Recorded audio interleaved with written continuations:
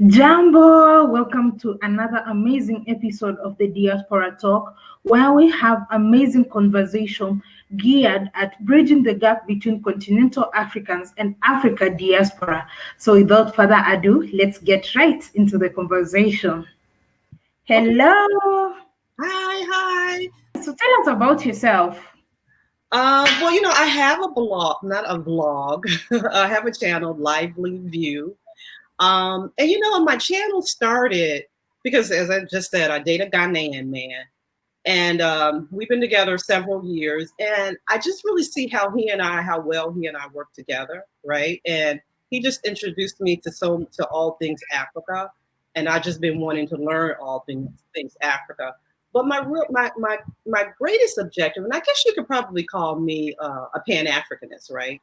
Because I just think that Black people everywhere, no matter where they are, if they're in Canada, they're in London, they're here, Black people everywhere are under attack. So, have you been to Ghana before?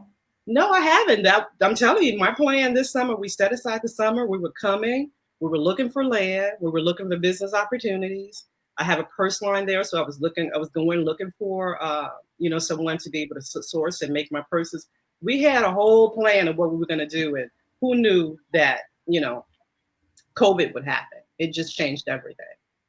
So Oh, we just kind of have everything on pause right now. We still kept our tickets. So whenever they give us the go ahead, we're going to go. And I have to be, cautious because I have two young adults that I'm taking with me.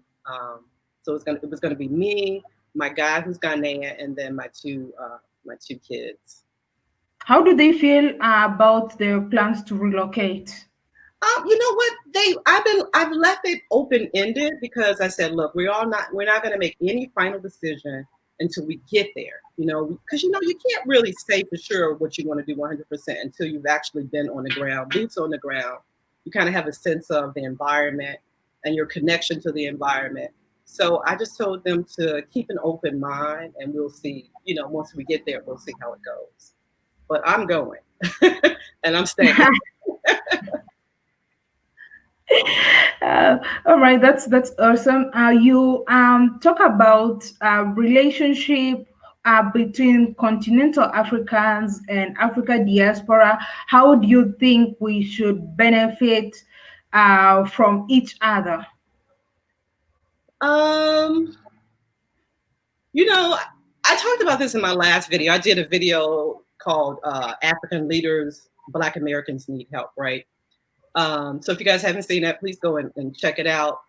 But one of the things that I talked about is we do have resources. There are some African Americans here who do have resources because their jobs, for the most part, I mean, it's a bad economy right now, but for the most part, if you want a job and you have some experience or some education, you can get a job here. So you do have some African Americans who do have resources that can be taken back to Africa. And Africa, what I find with Africa, you guys have so much freedom that we don't have here, right? If we go and try to start a business, we have to go through all of these racial obstacles and challenges of people trying to hold us down and prevent us from going forward. You guys don't have that in Africa, right? So if African Americans, if we can take our resources, whatever resources that we have, and go there, we have the freedom without the stigma and without being racialized, and something that will prevent us from building businesses. So we have the resources, you guys have the freedom, and being able to bring those two together, we could do a great thing, right? But one of the things that I talked about in my last video was African leaders needing to reach out to African Americans. I keep looking at you in the camera. I'm not sure where I'm supposed to look. But see, the thing about African Americans, we're not going to go anyplace if one or two of us is not already there, because we listen to each other. Like if I go there and I say, okay, I'm an American, I say, yeah, you guys come over here. It's cool. You can come here. That's where we'll go. But just for us to just randomly get up and go to Kenya, to Kenya or Nigeria or wherever, just on my own, very few of us will do that. We need some type of connection, some type of recommendation.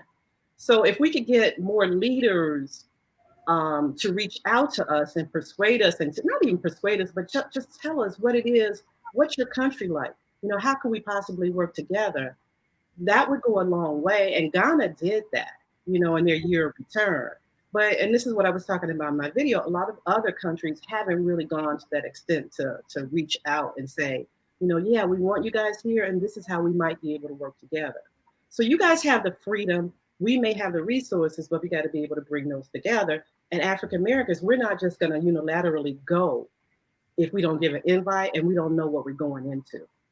But if we can bridge that gap, we could do great things together, because you guys have the land, you have the resources, you have the freedom. We don't have to worry about being racially targeted in any way. So it's learning to bring our economic resources and the freedom that you guys have and put those two together. But it's not going to happen unless we get an invite or we know someone there. And the YouTubers on YouTube you guys have been doing a phenomenal job, because you are opening the eyes to a lot of us, right? But I just think to go to the next level, to get past just visiting and being a tourist, but make it a business opportunity, we're going to need to know what we're getting into before we go.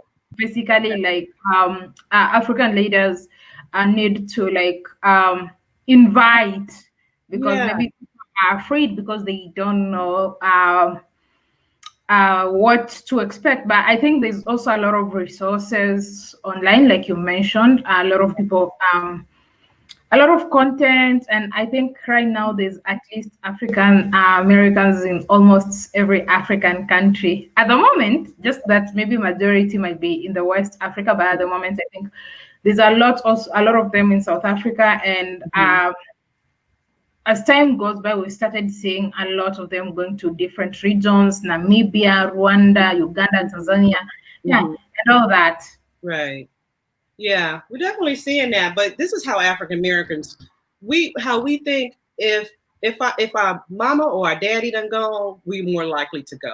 If we know somebody, because we do what's called word of mouth, right? So if we know somebody who's there, like when I go, there's a good chance my family members are going to come, because they know me, they trust me, they're going to follow, they would likely follow me. But that's how African Americans think. That's why I say a formal invite from like leaders in the country, that would go a long way in terms of encouraging us to go. You have these people who are on YouTube who are just going to look at videos for the rest of their lives. They're not going to necessarily take the steps to get there. You know what I mean? It's like a fantasy for them. But if you know somebody, or you're getting an invite, or it's a big party, you know what I mean? Sort of like the year of return. That was like not a big party, but it was a big movement. And a lot of people, a lot of people knew somebody who went to that. So it's more likely that they're going to go to that. It has to be closer to home, if that makes any sense. Does that make sense? Yeah. Yes, yeah. I agree with that. Yeah. So what else do you think that we, apart from what the leaders are doing as individuals on the continent, how can we contribute to, how can we help each other? How can continental Africans and Africa diaspora, how can we be able to help each other at individual levels? Or how can we learn from each other at individual levels? How can we contribute to better each other's probably experience and knowledge? Well, I can't really say from the continent, because, I told you my experience. I'm not a person, I don't really like to talk about, stuff I don't know. I can't really say from the continent per se, but what I can say, Africans in general, when I'll talk about the Africans who are here, who are in the U.S. There's more Africans that Africans in the U.S. can do, because what I noticed that Africans in the U.S. do, a lot of times when they come, they stay in their own communities, right? They stay very connected to themselves, and they don't necessarily reach out to other African Americans, right? I mean, it's by divine orchestration that I actually even met, my man. It just, the way God just worked it out, because I've never dated an African man. He's never dated an American woman. But I say all that to say is that, reaching out in the communities and getting to know African Americans better, because I hear a lot of stigma. Like, a lot of people think that African Americans are violent people, right? They just do. What? Sorry, they think African Americans are violent people. So, because I know some Africans here, when I met them, they were just like, oh, we can't really go out. We can't go here. We can't go there because we may get shot. You know what I mean? But if you reach out and you get to know an African American, you'll get to see that we're not violent people. In fact, African people, and when I say African, I mean people with, Black DNA, people who look like you and me, we're not a violent people. We've been portrayed like violent people.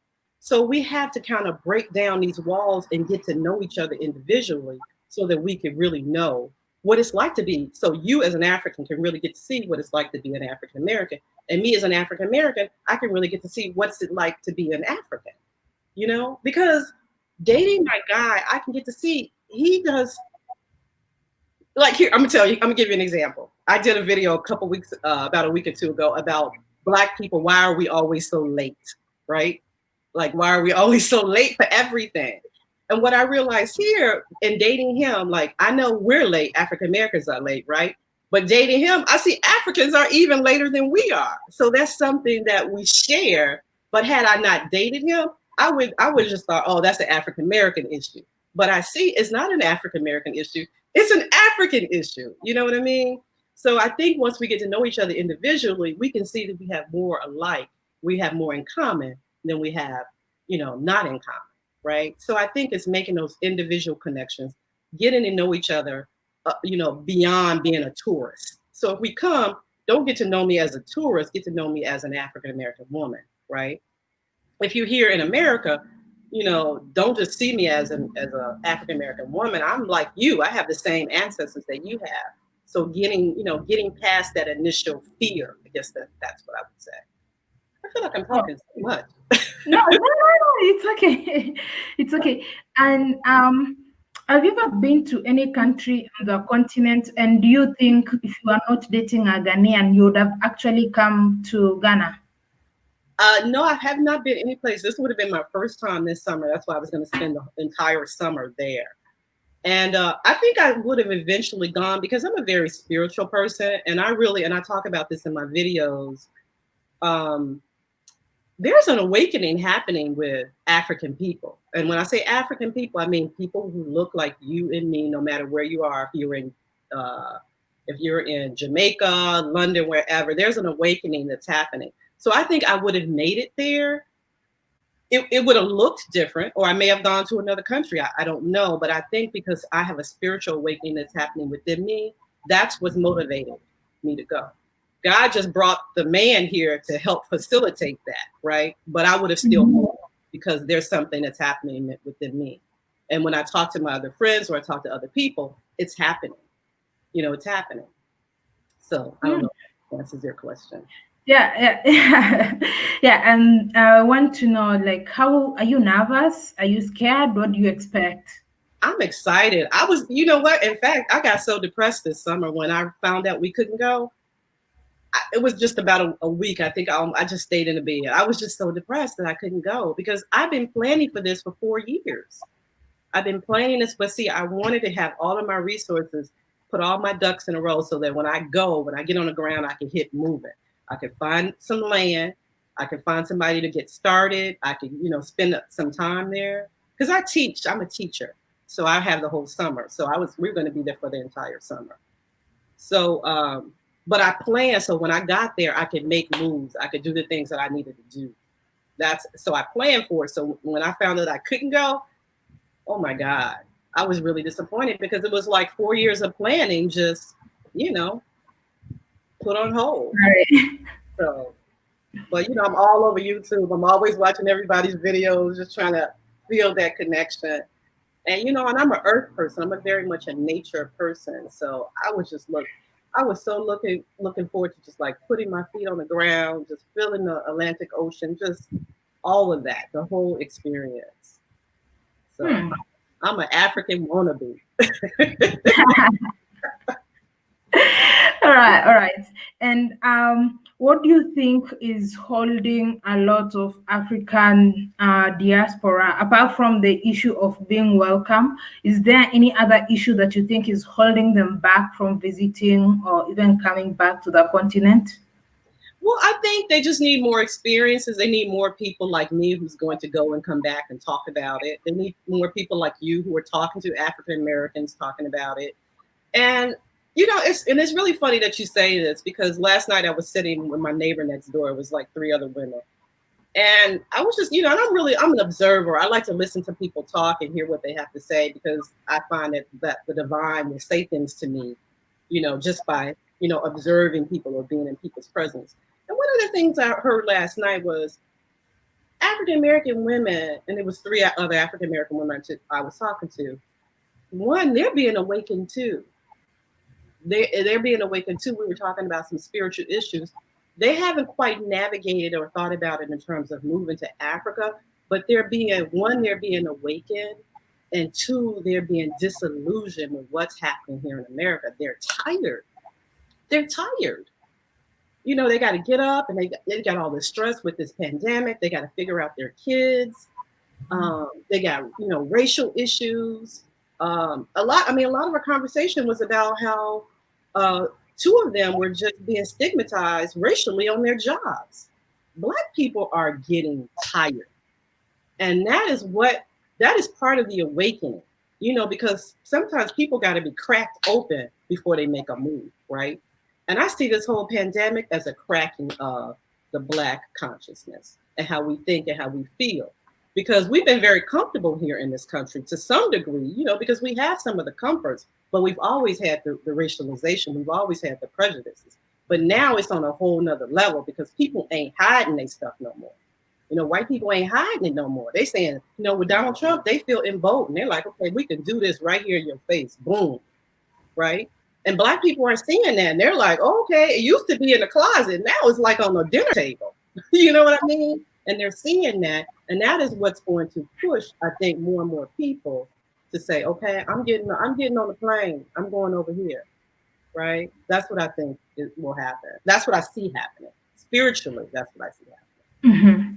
And do you think, but go ahead. I say it's definitely happening with me. All right. And do you think coming to the continent, like leaving the diaspora, coming to the continent, some people might consider it as a sign of cowardice, running away, or instead of facing your problem? What's your take on that? Oh, no. Not Black Americans. We don't think about it like that.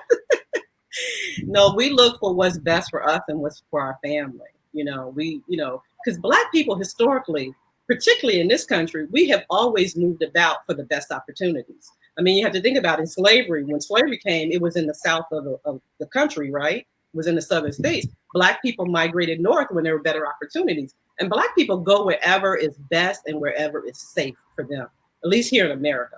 So if we feel at any given time it's not safe for us, we out, right? We out. We just need to know more about Africa. That's what we need to know.